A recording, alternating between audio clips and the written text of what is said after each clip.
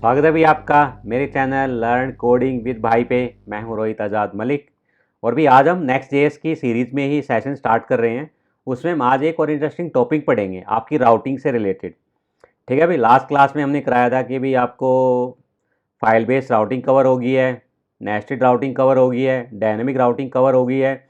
और डायनेमिक के अंदर आप नेस्टेड राउटिंग कैसे यूज़ कर सकते हो, और डायनेमिक राउटिंग के अंदर नेस्टेड अगर आपकी डायनेमिक राउटिंग है तो वो आप कैसे कवर कर सकते हो। और भी उसके साथ साथ हमने एक चीज़ और कवर करा दिया आपको, सर्च परम, कि भी कोई आपकी क्वेरी करता तो आप क्वेरी को आप कैसे सर्च परम के साथ लेके आते हो। ठीक है, आज हम एक और मोस्ट इंपॉर्टेंट टॉपिक है भाई नेक्स्ट जेएस का, कैच ऑल राउट्स। ठीक है, वो हम कवर करने वाले हैं। तो अभी कैच ऑल राउट सबसे पहले बेसिकली हम क्या करते हैं, हमने एक फोल्डर क्रिएट कर लेते हैं। यहाँ पे ऐप फोल्डर के अंदर ही मैंने न्यू फोल्डर पे क्रिएट किया, मैंने कह दिया हमें ब्लॉग्स। ठीक है, और एक ब्लॉग के अंदर ही मैंने एक पेज बनाया, पेज डॉट TSX, क्योंकि हम टाइपस्क्रिप्ट यूज कर रहे हैं यहाँ पे। Const block page, block page पे जाके रिटर्न, रिटर्न में बैकटेक्स, और भी मैं यहाँ पे H1 डाल दिया, ब्लॉक पेज।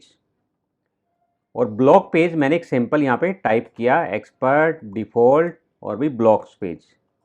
अगर हम यहाँ पे जाके मैं URL पे जाता हूँ ब्लॉग, तो मुझे क्या प्रिंट करा रहा है, ब्लॉक पेज आ गया, मेरा ब्लॉक पेज आ गया। अब इस ब्लॉक पेज के बाद कोई भी मेरा राउटर हो, वो मेरा नेस्टेड भी हो सकता है, डायनेमिक भी हो सकता है, और भी सब चाइल्ड नेस्टेड भी हो सकता है और डायनेमिक भी हो सकता है। वो हम कैसे कैच करेंगे, ऑल राउट्स। ठीक है, तो ब्लॉक्स के अंदर देखो, ध्यान देना आप, ब्लॉक्स के अंदर हम एक फोल्डर क्रिएट करेंगे, जैसे आपका एरे का ब्रैकेट्स होता है, और इसके अंदर हम 3 डॉट्स लगाएंगे, 3 डॉट्स, ज़्यादा नहीं। और यहाँ पर हम डाल देंगे स्लग, सिंपल, और एंटर मार देंगे। फोल्डर का आप नेम क्या रखोगे, जो हम एरे में ब्रैकेट्स यूज करते हैं वो देंगे। फोल्डर का नेम है ये भाई यहाँ पे। ठीक है, 3 डॉट्स यानी कि स्प्रेड ऑपरेटर बोलते हैं इसको, एंड स्लग, जो आप यहाँ पे नाम डिफाइन करना चाहते हो। इस नाम के अंदर सारी आपके पास राउटिंग आए। इसके अंदर मैंने क्या किया, एक न्यू फाइल क्रिएट किया, पेज डॉट TSX, और यहाँ मैंने क्या किया, कॉन्स्ट स्लग पेजेस, और वही फैट फंक्शंस, फैट फंक्शंस के अंदर आपका रिटर्न, रिटर्न के अंदर आपका रिएक्ट फ्रेगमेंट, और यहाँ पर हमने H1 टाइप कर दिया, हेलो स्लग पेजेस। ठीक है, और स्लग पेजेस को हमने क्या किया, एक्सपोर्ट कर दिया आपका डिफॉल्ट के साथ। अब देखो सेम इसमें वही है, हम यहाँ पे प्रॉप्स ले लेते हैं, प्रॉप्स हम एक बार चेक कर लेते हैं कि प्रॉप्स में क्या क्या मिल रहा है हमें। और इसमें हम यहाँ पे स्लग टाइप कर लेते हैं, ऑल प्रॉप्स। ठीक है, और इसको साइन कर देते हैं प्रॉप्स के साथ। और ऑल प्रॉप्स को हम क्या करेंगे, वही सिंपल जेसॉन डॉट स्ट्रिंगीफाई, भाई ये मेरा मनपसंद है, हम ऐसे टाइप चेक कर लेते हैं। ब्लॉक पेज आ गया। अब देखो स्लैश ब्लॉक के बाद आप कोई भी URL टाइप करोगे, एनीथिंग, मैंने टाइप कर दिया रोहित आजाद, एंटर किया तो मेरा स्लग आ गया। देखो परम्स के अंदर स्लग, स्लग क्यों आया, स्लग के अंदर देखो यहाँ पे मेरा स्लग मैंने एज ए यूज किया ट्रिपल डॉट के साथ। हाँ, अब आप देखोगे प्रीवियस जो हमने डायनेमिक राउटिंग यूज की थी वहां में एज ए ऑब्जेक्ट के अंदर वैल्यू मिलती थी, बट यहां आपको एज ए एरे के अंदर वैल्यू मिलेगी। ध्यान देने वाली बात है भाई ये। ठीक है, अगर हम नॉर्मल डायनेमिक राउटिंग यूज करते हैं तो वहां हमें सिंपल की एंड वैल्यू मिलती थी, और यहां हमें ऑल कैच के केस में ट्रिपल डॉट जहां हम लगा देते हैं तो आपको एरे के अंदर वैल्यू मिलेगी, जो भी आपका URL हायरार्की होगा। मान लो रोहित आजाद, मैंने स्लैश कर दिया लर्न कोडिंग विद भाई, और स्लैश कर दिया मैंने नेक्स्ट JS, और स्लैश कर दिया मैंने लेवल 14, एंटर मारूं, देखो मिल गया ना। मैंने एंटर किया तो क्या आया मेरे पास, स्लग के अंदर एज ए एरे मिला मुझे। एरे के अंदर क्या क्या आ गया, रोहित आजाद कैच कर लिया, उसके बाद लर्न कोडिंग विद भाई है, नेक्स्ट JS है, लेवल 14 आ गया।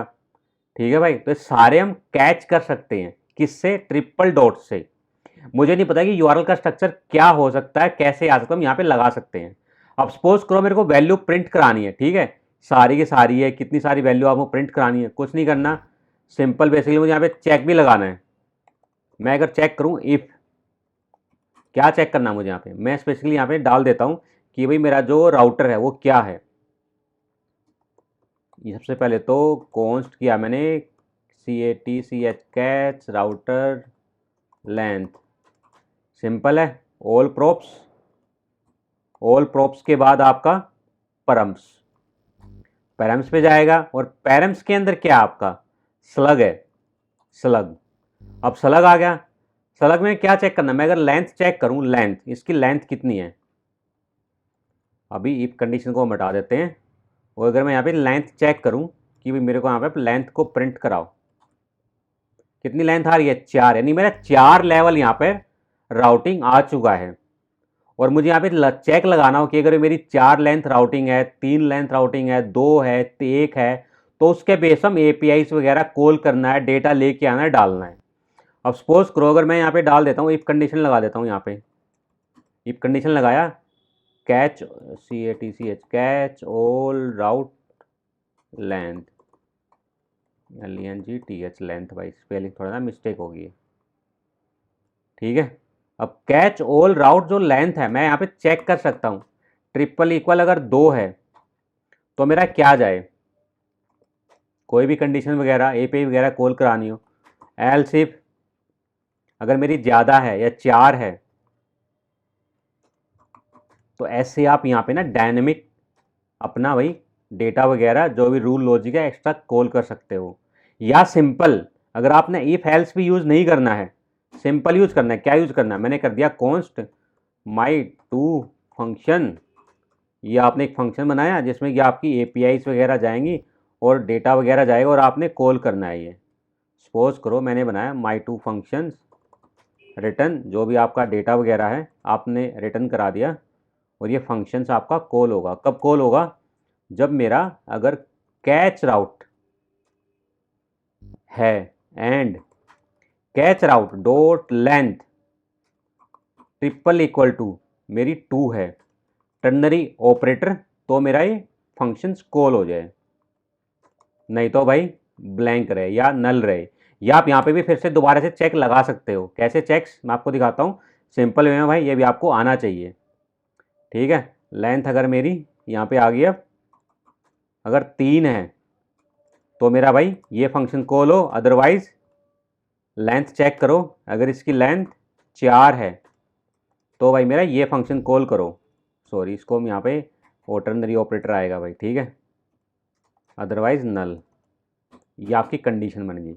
आप अगर इफ एल्स लगाते तो आपको कितना लंबा कोड हो जाता, और यहाँ पे टर्नरी ऑपरेटर के साथ मैंने 2, 3, 4 पे चेक लगा दिया, और यहाँ मैंने 1 का आप लगा सकते हो, पर 1 का यहाँ नहीं लगाना, मैं ना 1 की ही लगानी चाहिए पहले से ही।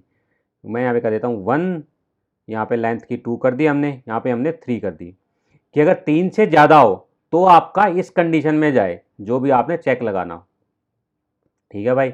ऐसे हम कर सकते, 2 फंक्शन यहाँ पे आप कॉल करेंगे, ना कि एक्सप्रेशन करेंगे। तो अभी ये ना हमारा कैच ऑल राउट्स था। कैच ऑल राउट बेसिकली क्या होता है कि भी सारे राउटर आपने कैच करने हो और एक जगह स्टोर करने हो। और जैसे ये स्लग है, ये स्लग कहाँ से आया, मैं आपसे पूछूँ स्लग ही क्यों आया यहाँ पे, कुछ और क्यों नहीं आया, क्योंकि आपने स्लग यहाँ पे डिफाइन किया हुआ है फोल्डर के अंदर। और जब भी आप ट्रिपल डॉट डिफाइन कर देते हो और उसके बाद जो भी आप नाम डिफाइन करोगे उसके अंदर params props dot param dot slug के अंदर जो एरे होगा, एरे के अंदर सारे आपके राउट जो कैच वाले होंगे वो स्टोर हो जाएंगे, उनको आप यूज कर सकते हो, और फिर उनके बेस पे जो भी आपने मैनिपुलेशन करनी हो, रूल लगाना हो, एपीआई को कर सकते हो। आया भाई समझ में? आई होप आपको भी अंडरस्टैंड हो गया, आपको समझ में। अगर समझ में नहीं आया हो तो आप मुझे कमेंट करके बताएं कि आपको क्या समझ में नहीं आया, तो मैं दोबारा से ट्राई करूँगा आपको समझाने के लिए, ठीक है भाई। मिलते हैं एक और नए सेशन के साथ, नए इंटरेस्टिंग टॉपिक के साथ नेक्स्ट जेएस में, नेक्स्ट वीडियो में। तब तक के लिए भाई हैप्पी कोडिंग, कोड करते रहिए, सीखते रहिए और औरों को भी सिखाते रहिए। कुछ अगर आपको डाउट है तो मुझे कमेंट करके आप पूछ सकते हो। अगर वीडियो अच्छी लगी हो तो लाइक करना, शेयर करना, सब्सक्राइब करना, ताकि हमें मोटिवेशन मिले कि भाई हम और वीडियो बनाएं, नेक्स्ट जेएस के लेके आएँ फ्री ऑफ कॉस्ट में, ठीक है भाई। धन्यवाद।